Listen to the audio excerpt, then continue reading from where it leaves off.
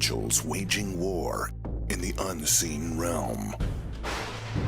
Global events fulfilling biblical prophecy. Eternal life. What lies beyond mortality? From analyzing the paranormal from a biblical worldview to the discussion of cutting-edge science and technology, conspiracy, discovery, special investigative reports. Unafraid to explore the challenging issues facing humanity. Welcome to another edition of SkyWatchTV.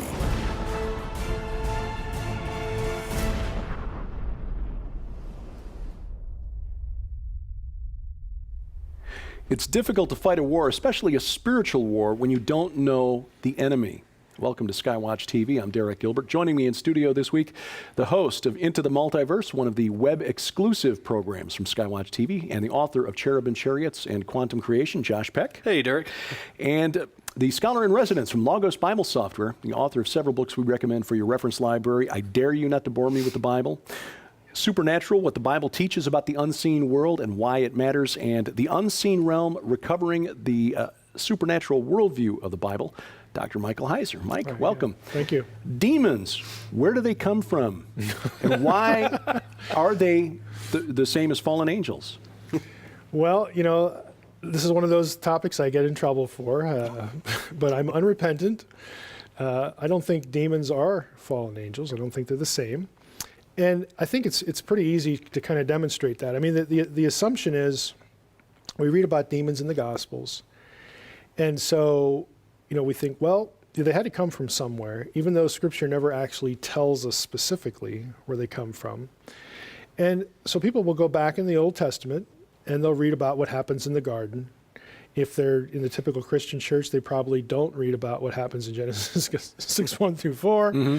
And who knows what they're thinking of when they get to the Babel story. But so they tend to gravitate toward Genesis 3, and they assume, okay, well, if you have, you know, the serpent here, and he's a bad guy, and we have demons plural in the New Testament, they must have all rebelled at the same time, or he's the leader and took a bunch with him. And there isn't a single biblical passage that teaches any of that. Mm-hmm. And people are shocked when you actually say that. And they'll think, well, what about the third of the angels thing? And well, if you go look that up in Revelation 12, it's the only place that language is used. Mm-hmm. That's associated with the first coming of Jesus. Right. So it didn't happen until his birth. Not creation. Mm-hmm. You know, you have this war in heaven over the coming of the Messiah and all that stuff, which is, you know, pretty important. Mm-hmm. When it comes to the whole battle of good and evil. Is the Messiah going to be here or not? You know, is he going to survive or not? And trying to kill him off and whatnot. But you have this gap between the figures you see in the Gospels and, like, where did they come from? Now, in your English Bibles, you get the word demons, typically in English Bibles, occurring twice in the Old Testament. And they're never with respect to a fall. Mm-hmm. Deuteronomy 32:17 is probably one that's going to, you know, show up that way. And then there's a reference in Psalms. And the term is shadim. Mm-hmm. In Deuteronomy 32:17, the shadim are the gods. Again, it turns out, because of tracking through Deuteronomy, they're the gods of the other nations that Israelites were seduced to worship, and they're bad guys. But it doesn't actually describe some sort of primeval fall. There's no such thing as exorcism in the Old Testament. Mm-hmm. I mean, you never have any precedent for this. And here's a kicker. Why did Jews of the day expect the Messiah to be someone who exorcised demons? There's nothing like this in the Old Testament. It's never given as part of the profile of the Messiah for David. You have all these disconnects. Now, all of that to us leaves us in a quandary, and we just sort of ignore the fact that there aren't any real connections, and we just kind of make them. So demons are fallen angels. If you asked a Jew the same question, they actually would have a very clear answer. They would say, well, that's pretty easy, Mike. Demons are the disembodied spirits of dead Nephilim. Mm-hmm. And you go like, holy cow, that's crazy town. I mean, where did you get that?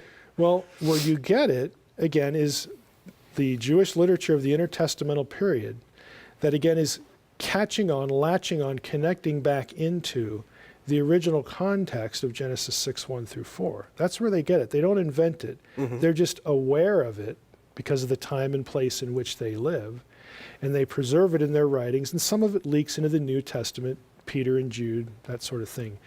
In the Gospels, though, a Jew would take you to the episodes and say, well, hey, why do you think demons possessed people?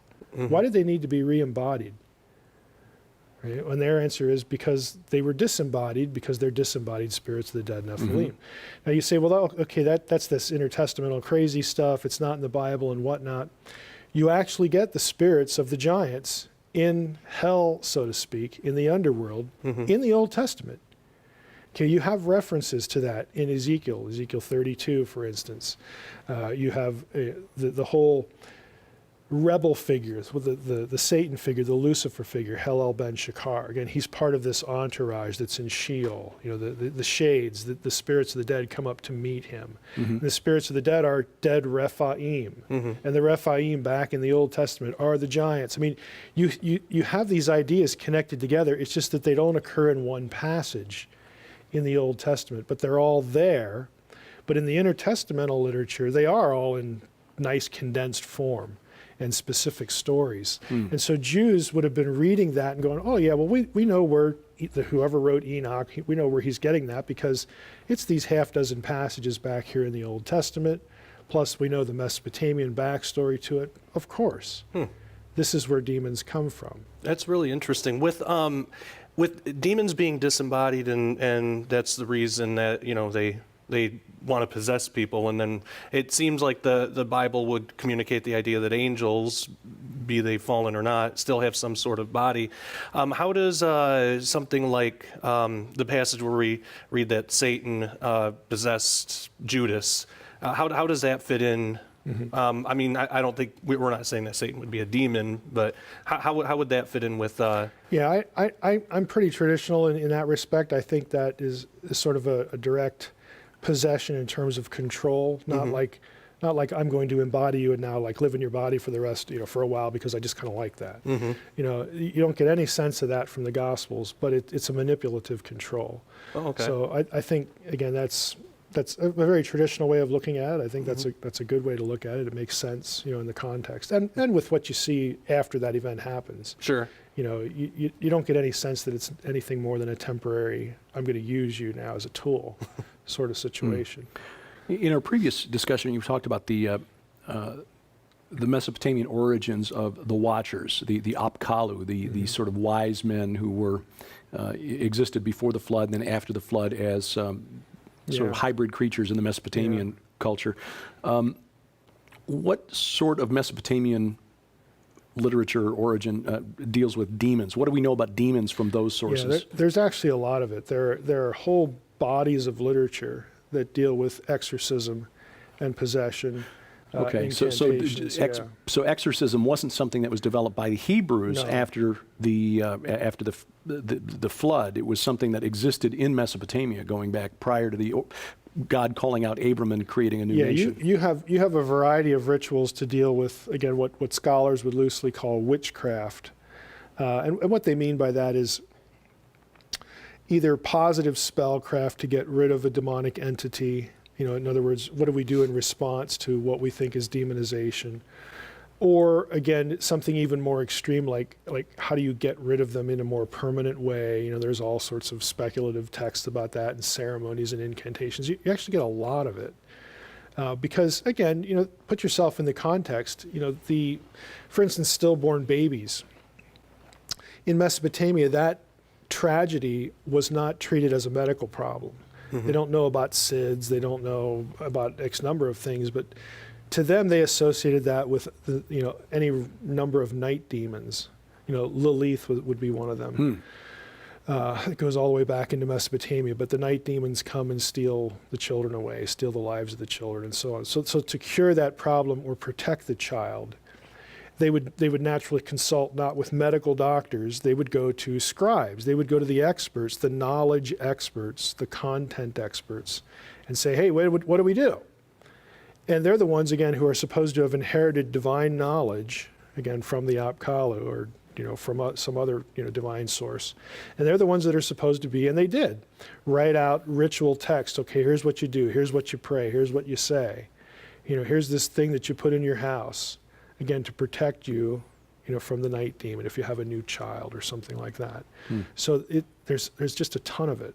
whole genre, in fact, of that kind of literature. It's interesting because there's such a contrast between that and the example that Jesus shows of dealing with demons in the New Testament. He never appeals to any incantation. Yeah. He never quotes a higher power. He never asks permission. It's just get lost. Yeah, yeah. No, literally. And Jews did that. There are these passages in the Gospels and the epistles about this or that Jew trying to cast out a demon and whatnot. And the question arises, well, what would they have been doing? And why couldn't the disciples do it over here? And why does Jesus have to correct them and say, well, you need to pray and fast and whatnot? And the answer is, within Judaism itself, there was a lot of the same kind of literature. Again, things that you should do to try to cast out a demon, renunciation texts, and a lot of this stuff has been preserved. And Jesus is like, look, fellas, you don't need that stuff. You're aligned with me. I'm giving you authority, over these demons. The problem is you're just not prepared. You're not dependent on me. So that's why you need to pray and fast, because I have given you the authority here to do this. And I'm your example. Jesus never does anything that a standard exorcist did other than get rid of a demon. I mean, just get out of here.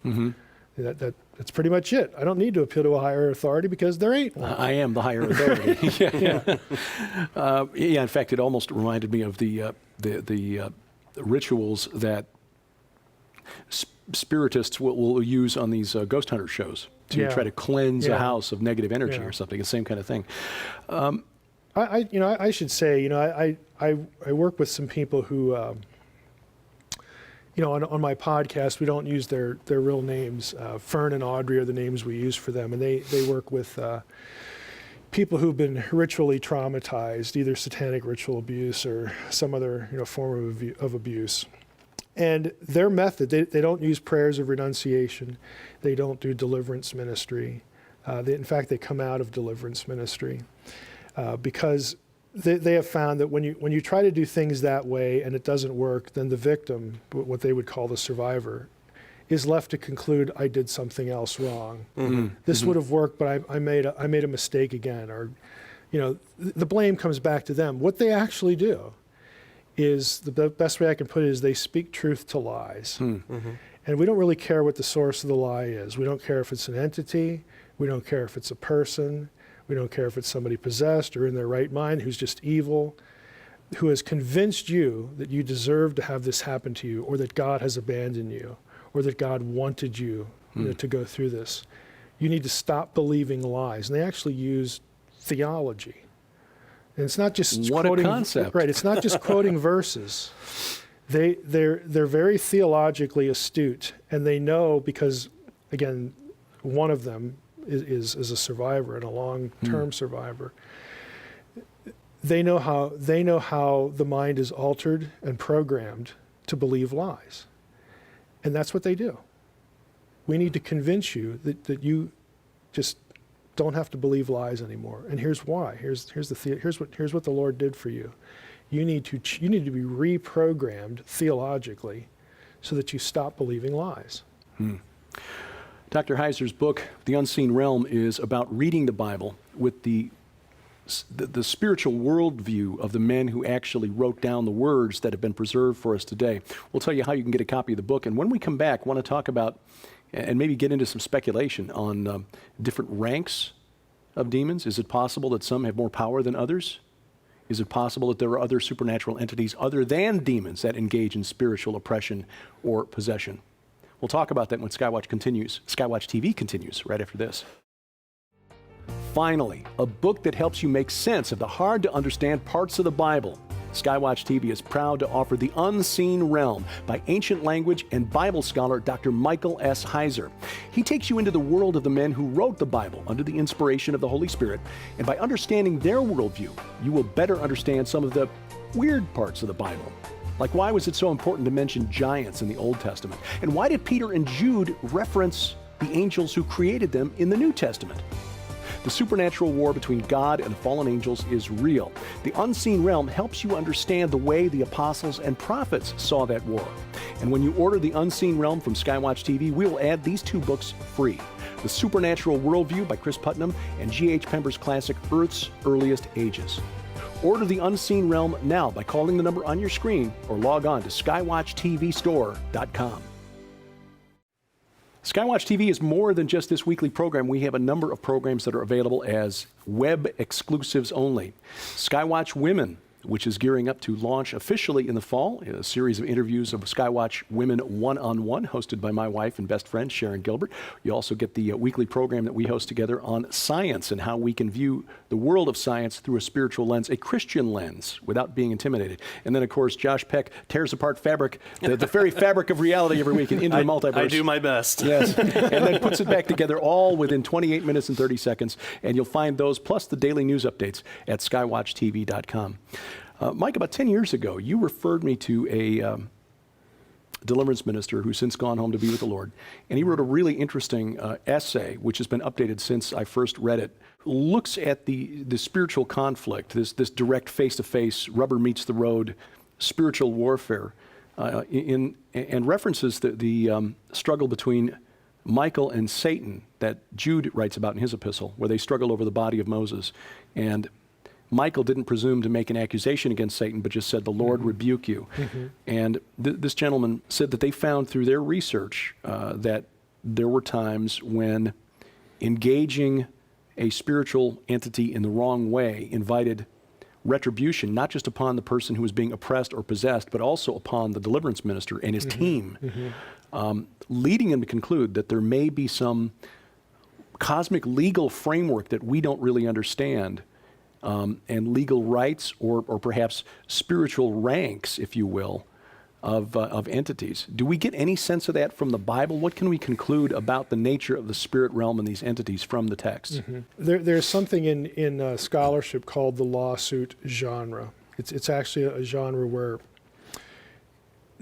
people of the day, writers of the day, would have known how legal complaints and processes work, just like we generally do. And the prophets especially, but you'll also see it in wisdom literature and in New Testament as well. And often in divine council scenes. Psalm 82 is an example here, this divine courtroom setting, where the content of the passage will be structured and vocabulary will be used to telegraph to the reader that somebody's on trial here. And so God could be both judge and jury, different parts of the play. You just have to sort of know what the structures and what the vocabulary are. So there's a lot of that in there. And so there's a sense where there is a litigatory process. There's a pecking order, especially in relationship to the pardon judge. the pun. Yeah. Thanks, Derek. That is very ancient. And I think that plus, and again, I'm not saying there's a one-to-one correlation here, but that plus some of the terminology that's used lend itself to the answer that even though we're not explicitly told what the pecking order is, there is nevertheless a pecking order. We began our discussion about angels not being demons. Well, look at Paul's vocabulary. One of the two, Old Testament references to demon was Deuteronomy 32:17. Paul quotes that passage in 1 Corinthians 10:21 and 22 about, be careful that you don't eat the meat sacrificed to idols because you don't want to be in fellowship with demons. He's quoting, through that passage, he's quoting Deuteronomy 32 in several places. So Paul does talk about demons, but look at the rest of his vocabulary. Principalities, powers, thrones, dominions, rulers. They're all geographical dominion terms that if you trace them back through the Septuagint, Greek translation of the Old Testament, you're going to wind up in passages like Daniel 10, and you're going to wind up in passages like Deuteronomy 32, the division of the nations according to the sons of God. So these entities are different than demons, because if you think about the Old Testament, we're, again, scattered in 6 different places. You have demons, the denizens of hell, so to speak, are the disembodied spirits of the giant clans, the Rephaim. And again, Second Temple period is big on that. They fully develop that thought. Well, those guys aren't these other guys. Okay, the ones that are, in hell, so to speak, bound in chains, are either the offending sons of God of Genesis 6, Or again, their offspring who are sent back, who can come and go, but the other ones are in jail down there. Well, the gods of the nations aren't down there. They're never described as being down there. There's something different. So if you just pay attention to terminology, you get the idea that, okay, there's these guys over here, and I personally think that even though they hate the same things, God and believers, they aren't necessarily fighting for each other. They're free will beings that could have a divided agenda here, or don't like the pecking order, or whatever it is. Peter and Jude use the term celestial ones, which is a term that in that literature is, those writers, Peter and Jude, are linked to archangels. So in theory, Michael, could have been at the same level as Satan, who is one of these. He's not a demon. Never described that way. He's a fallen, son of God, a fallen Elohim. So he outranks the demons, who are sort of secondary. I don't know, for a lot of people would not have read the portent, but I have this line in the portent where the villain, who is more than a man, says in one confrontation, he says, demons are like puppies. They come when they're called. But I do what I want. There is this sense of hierarchy that you get from the text, even though we don't have it all spelled out. You can't build the flow chart like you'd want to, but you get indications that there's something going on here. There's rank and there's hierarchy. There's differentiation in power and status and whatnot. Because look at what Jude says and Peter. Look, even the angels don't dare bring railing accusation against the celestial ones. They know when they're outranked. Again, angel is it's a low-ranking job description. And in the English term doesn't really convey the sense. No. There are different terms in the Hebrew and in the Greek that indicate different types if you just or go ranks. back to divine counsel typology, and I discussed this in the unseen realm, where you have, in the biblical version, you have the triune God at the top, you have sons of God in the middle, and sons of God is a term that would be used in ancient Near Eastern royalty for sort of the inner circle, the family circle. You give the most important jobs to family members, again, for a whole range of reasons. And then the rest of the task force, the rest of the household, are just errand people. They're staff people, messengers. And that's actually what malach, angel, angelos, means. So angel's actually a job description. It's a thing that a given divine being is tasked to do. Take a message, receive a message, whatever it is. But the big boys, the ones that get the jobs that matter, governing territories, are not them. They're sons of God. They're the second level underneath the head. So a lot of that thinking, that royal household thinking, is where this terminology comes from in the Old Testament that gets applied to the hierarchy of the unseen realm. To an ancient person, they would have understood this, transparently. Yeah, I remember when I was growing up in a Baptist church, we were always taught that the rebellion happened, thousands of years ago, and it's all done and over with, and whoever's chosen sides. But the more that I look into the Bible and do these kinds of studies on angels and demons, I'm not so sure if it was just one event that happened and it just doesn't happen anymore. So I wanted to ask you, can angels still fall even today? Well, I think the answer to that is yes, and I base it on a couple comments in Job. I mean, there's certainly divine rebellions. There's a single entity that rebels in Genesis 3. There's a bunch of entities that rebel in Genesis 6. When you get to the Babel event, you have, again, sons of God who are supposed to be working for Yahweh, supposed to be loyal to him, part of his heavenly host. They get appointed and they go astray. In Psalm 82. In Job, it says 2 times that the Lord Yahweh does not trust his holy ones. Now, you could read that. It's Job 15, Job chapter 4. You could read that and say, well, that's hindsight. God knows that, they mess up because, hey, they're really intelligent, they're smart, they're like God, but they don't have his nature, so they mess up. You could read it that way, or you could read it as more of a declarative statement. God doesn't trust them because he does know that this has happened. There's no promise that it will never happen again. In other words, he knows he has to keep his eye on them because they have free will. That's one of the communicable attributes. And they can do what they do, and they've done it before. So I don't think that the door is closed on that. Yeah. We just have a couple of minutes left, but you mentioned The Portent, which I should have been pointing out all along at the beginning of the program, is one of your novels, the follow-up to The Facade, which basically follows the same storyline, same protagonist. You mentioned Fern and Audrey, and they were guests on the Naked Bible podcast some time back, and they described an incident, and again, with just a couple of minutes to go, where they encountered a high-level spiritual entity, and it was not as easy to remove as the ones that they had encountered in the past. You just, with a couple of minutes, share that encounter and how they finally got it to go. Yeah. They again, they're not exorcists. They're not deliverance ministers. Most of what they do is evil done to people by other people, but occasionally they run into something more. And this was an episode where they told me we just tried everything that we thought would work. We quoted scripture, we sang songs, we did this, that, and the other thing. And she said finally it or he started to act out, kind of, like, are we in trouble here? Or is something going to happen to us? They felt that they were really in harm's way.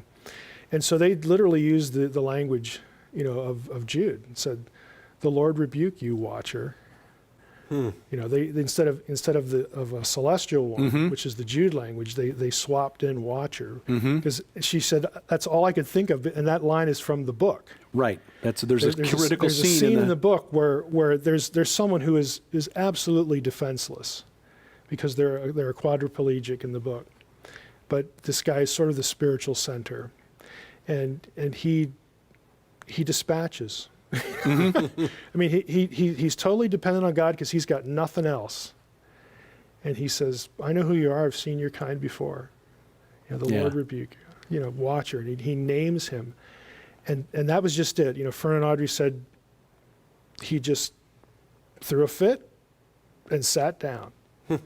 Yeah. And that was that. Yeah. Wow. Yeah. Greater is he that is in you than he that is in the world. But don't underestimate and don't ever try to engage on your own power.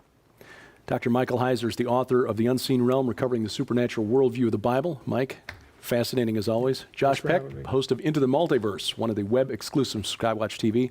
I'm Derek Gilbert. Thank you for watching as we keep watch. This is SkyWatch TV.